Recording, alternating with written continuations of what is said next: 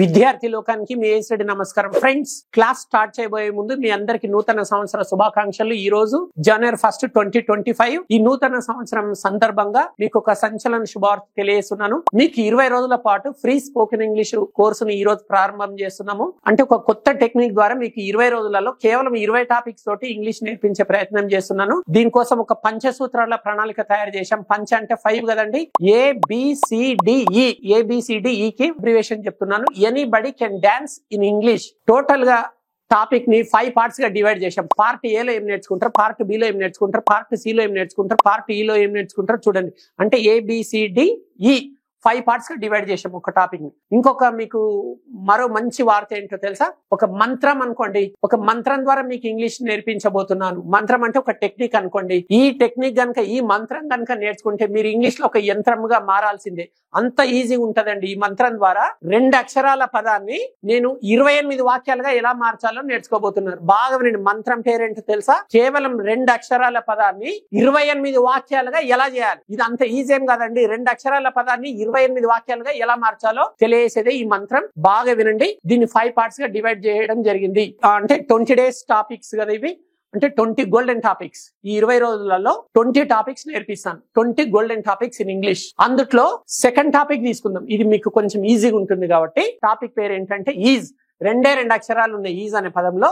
ఇప్పుడు ఈ 2 అక్షరాల పదాన్ని 28 వాక్యాలుగా ఎలా తయారు చేయాలో చూద్దాం. అయితే దీన్ని 28 వాక్యాలుగా తయారు చేసేటప్పుడు ఈ 2 అక్షరాల పదానికి సందర్భాన్ని బట్టి 3 లేదా 4 కొత్త పదాలు జోడిస్తాం. అంతే, అంతకుమించి ఎక్కువ వర్డ్స్ తీసుకో మనం. చూడండి, ఫస్ట్ పార్ట్ ఏ చూద్దాం. పార్ట్ ఏలో 4 టైప్స్ ఆఫ్ సెంటెన్సెస్ ఉంటాయి.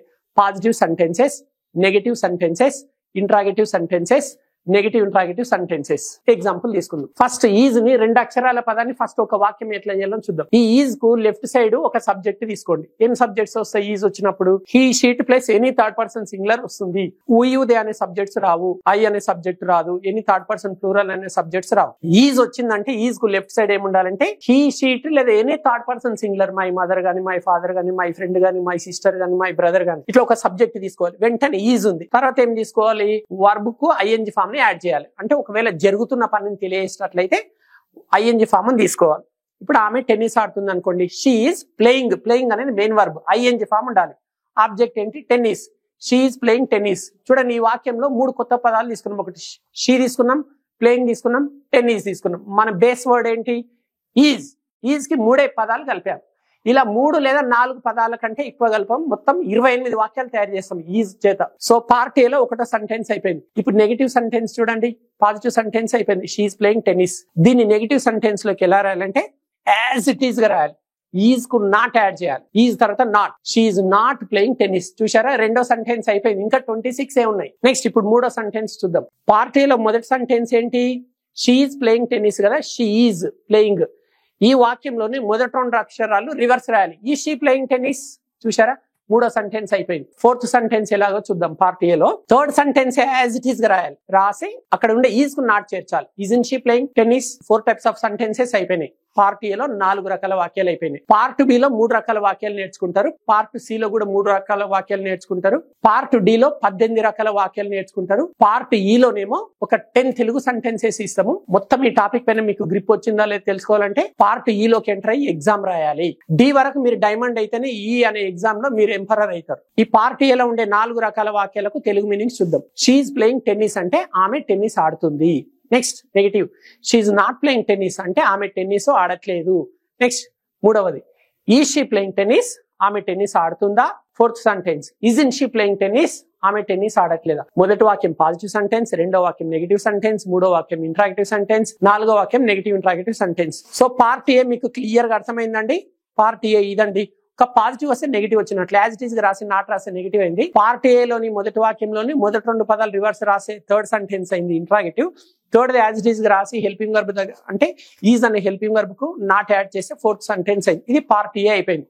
Next part b.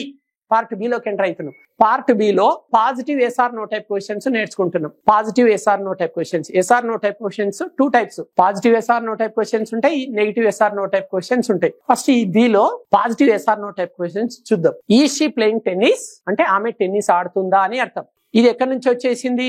పార్ట్ ఏలో థర్డ్ సెంటెన్స్. పార్ట్ ఏలో థర్డ్ సెంటెన్స్ ని మళ్ళీ ఇక్కడ తీసుకున్నాం. అంటే ఈ క్వశ్చన్ కి ఆన్సర్స్ ఎట్లా రాయాలో చూస్తున్నాం. ఈ షీ ప్లేయింగ్ టెన్నిస్ అంటే ఆమె టెన్నిస్ ఆడుతుందా? రెండు ఆన్సర్స్ ఉంటాయి. అవును ఆడుతుంది, లేదు ఆడట్లేదు. అవును ఆడుతుంది అంటే yes she is playing tennis, లేదు ఆడట్లేదు అంటే no she is not playing tennis. ఇది part b. Next part c చూద్దాం. పార్ట్ సి లో అంటే నెగటివ్ క్వశ్చన్స్ ఉంటాయి. Isn't she playing tennis, isn't she playing tennis అంటే ఆమె టెన్నిస్ ఆడట్లేదా?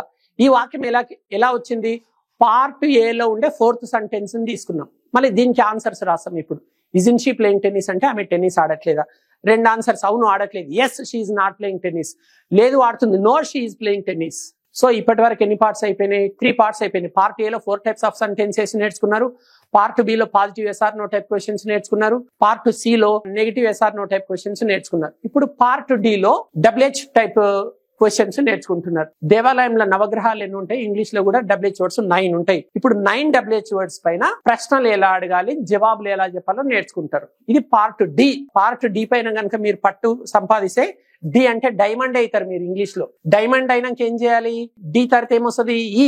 ఈ అంటే ఎగ్జామ్. ఆ ఎగ్జామ్ కూడా కరెక్ట్ రాసి ఇంకా మీరు ఎంపరరే. సో అందుకే ఈ క్లాస్ కి మొత్తానికి హెడ్డింగ్ ఏం పెట్టాము, పేరేం పెట్టామంటే ABCDE అంటే anybody can dance in English.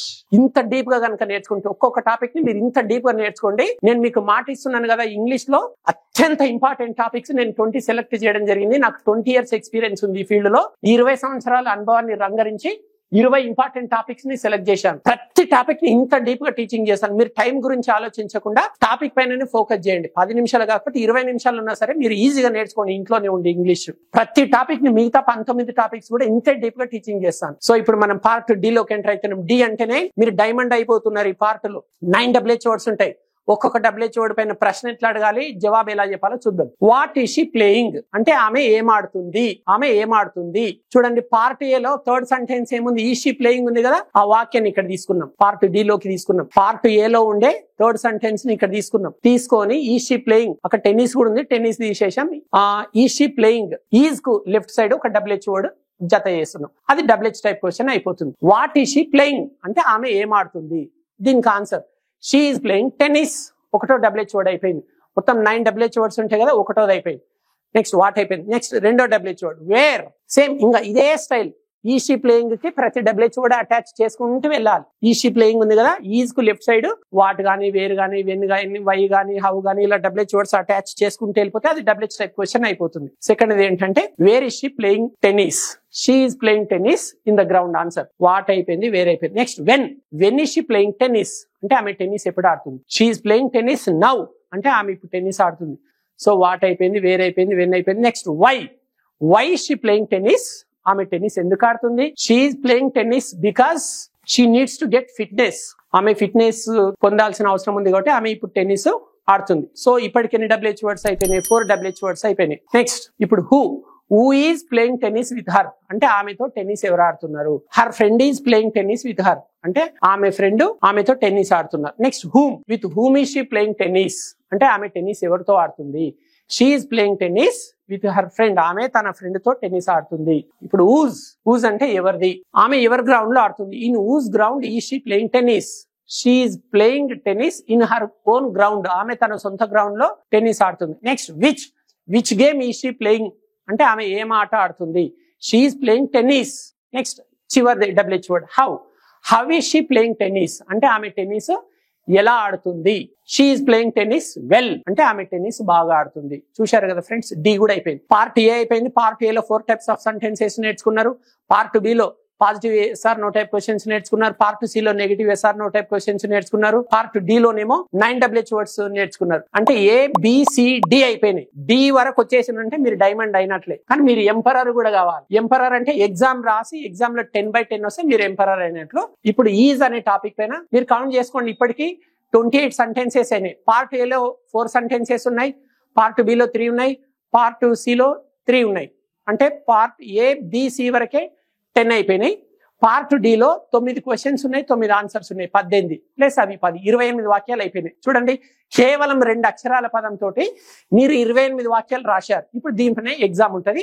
మనం ఇప్పుడు పార్ట్ ఈలోకి ఎంటర్ అయ్యాం. Question number 1. నేను ఇప్పుడు అన్ని 10 తెలుగు వాక్యాలు ఇస్తాను. వీటికి ఆన్సర్స్ మీరు ఇంగ్లీష్ లో రాయాలి. కామెంట్ బాక్స్ లో టైప్ చేసి పోస్ట్ చేయండి. 10కి 10 వస్తే ఇంకా మీరు ఎంపరర్ అయినట్లే. ABCD అంటే anybody can dance in English అని మిమ్మల్ని మీరు అనుకోవచ్చు. 10కి 10 కనుక వస్తే. Question number 1. ఆమె టెన్నిస్ ఆడుతుంది. దీనికి ఆన్సర్ ఏంటో ఊహించి టైప్ చేసి పోస్ట్ చేసేయండి. ఆమె టెన్నిస్ ఆడుతుంది. నెక్స్ట్, ఆమె టెన్నిస్ ఆడట్లేదు. సెకండ్ క్వశ్చన్ ఇది. నెక్స్ట్, ఆమె టెన్నిస్ ఆడుతుందా? దీన్ని ఇంగ్లీష్ లో ఏమంటారో రాయాలి. నెక్స్ట్, ఆమె టెన్నిస్ ఆడట్లేదా? 4 క్వశ్చన్స్ అయిపోయినాయి. నెక్స్ట్, ఆమె ఇప్పుడు ఏం ఆడుతుంది? 5 క్వశ్చన్స్ అయిపోయినాయి. ఆమె టెన్నిస్ ఎక్కడ ఆడుతుంది? 6 అయిపోయినాయి. నెక్స్ట్, ఆమె టెన్నిస్ ఎందుకు ఆడుతుంది? 7 అయిపోయినాయి. ఆమె టెన్నిస్ ఎవరితో ఆడుతుంది? 8 అయిపోయినాయి. ఆమెతో టెన్నిస్ ఎవరు ఆడుతున్నారు? 9 అయిపోయినాయి. ద లాస్ట్ క్వశ్చన్ ఈజ్ ఆమె టెన్నిస్ ఎలా ఆడుతుంది? అయిపోయినాయి ఫ్రెండ్స్. ఈ 10 క్వశ్చన్స్ కి మీరు ఆన్సర్స్ కనుక కరెక్ట్ రాయగలిగితే ఈజ్ అనే టాపిక్ పైన మీకు గ్రిప్ వచ్చేసినట్లే. ఇంగ్లీష్ లో 20 ఇంపార్టెంట్ టాపిక్స్ ఉన్నాయి కదా, 20లో ఒకటి అయిపోయినట్లు ఇంకా 19 ఉంటాయి. ఓన్లీ 19. ఇలా ప్రతి టాపిక్ ని డీప్ గా కనుక మీరు నేర్చుకుంటే ఈజీగా ఇంగ్లీష్ మాట్లాడతారు. సో నేను చేసిన ఈ కొత్త ప్రయోగం, ఈ కొత్త సంవత్సరం 2025 లో ఇది కొత్త టెక్నిక్ అండి. ఇంతవరకు నా 20 సంవత్సరాల అనుభవంలో ఈ టెక్నిక్ ఎప్పుడు అంటే క్లాస్ రూమ్ లో టీచ్ చేయడం జరగలేదు. ఈ మధ్యనే వచ్చిన ఐడియా. రీహార్సల్స్ కోసం క్లాస్ లో ట్రై చేశాను. అఫీషియల్ ఈ రోజే వదిలేస్తున్నా. సో ఈ టెక్నిక్ ద్వారా వేల మంది విద్యార్థులు ప్రయోజనం పొందుతారని ఆశిస్తూ త్వరలో మరో చక్కటి అంటే ఈ 20లో మరో టాపిక్ తోటి మీ ముందుకు వస్తాను. నా ప్రయత్నాన్ని మీరు ఎంకరేజ్ చేస్తారని ఆశిస్తూ ఇంతటితో సెలవు తీసుకుంటున్నాను. ఇట్లు మీ ఏఎస్ రెడ్డి.